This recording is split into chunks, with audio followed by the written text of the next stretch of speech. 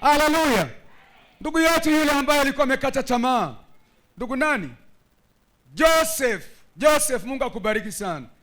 Unaona, hebu simama juu. Siku tunaomba, nilipenda imani ya yule baba.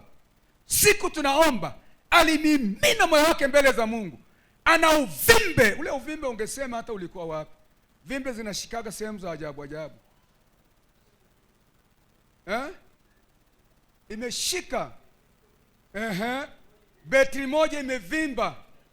Unaona, mpaka anashindwa kutembea. Lakini alileta hiyo shida madhabahuni, betri ikanyauka. Leo baada ya Yesu kumponya, akaja kusema mbele yetu kwamba yeye Jumapili 4, leo Jumapili ya 4 hajawahi kusema yeye ni mchungaji. Leo ndio amekuja kusema yeye ni mchungaji. Njoo hapa mbele, kaa hapa. Unafikiri mchezo? Betri kama imevimba ni kitu gani kinakuja? Bese, kitu gani kinakuja? Betri moja inaelekea kuwa kama kichwa cha mtu mgendi. Kitu gani kinakuja? Ni kifo, si ndio? Kifo. Lakini leo umependeza. Mungu ni Mungu wa waaminio. Mpe mwenzako mkono, mwambie Mungu ni Mungu wa waaminio.